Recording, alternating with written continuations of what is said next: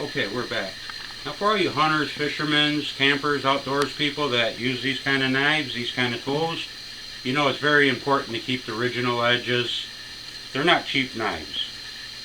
That's why we made these pins to flex, so they follow the original edges. They don't tear the metal off, they don't change your angles. They squeeze back so it puts the original edge back in a blade. That's important when you buy very expensive knives.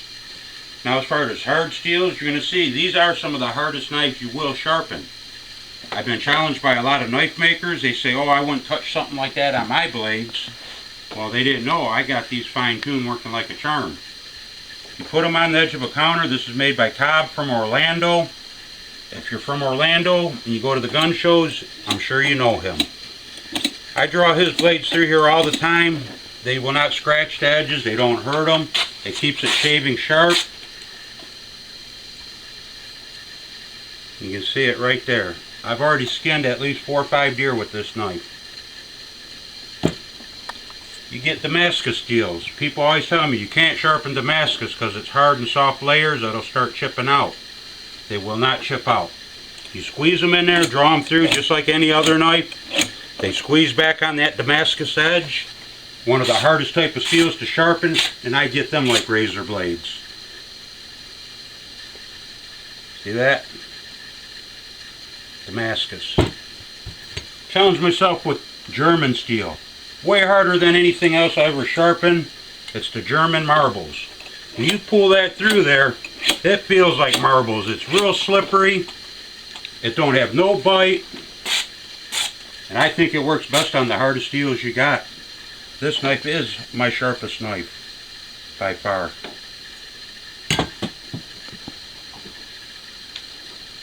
Now you get your fillet knives, hunting knives, you pay a lot of money for them. Squeeze them in there, draw them through. On a fillet knife you got a 17 in there when you're done. Rub them sideways a couple times. That's just like leather strapping them. You can use a leather strap or you can run it, pinch it sideways between the pins. That takes any little nicks or burrs or imperfections out. Really good to do that on a fillet knife. Militaries, not a problem. As long as you got some edge left on the blade, they'll grab it up. I even do the square serration in it. Will not hurt them. Roll them in there. That's a high carbon knife. It won't chew up my pins. Gets them babies like a razor blade.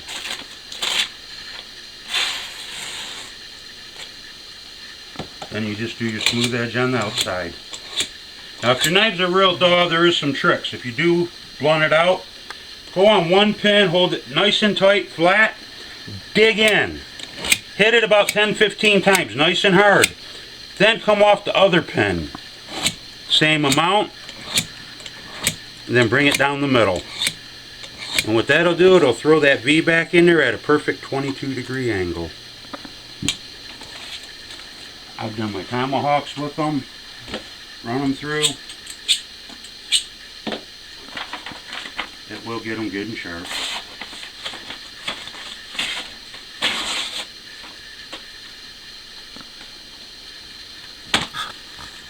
You get expensive pokers. You won't scratch the sides up. That's important. That's a $150 knife. Pull it through there. You will not damage your blades. We are very fine-tuned. Aimed them for very expensive knives. You get serrated on the back of a pocket knife, roll it in there, put it down, snap it through. It's simple. Anyone can do it.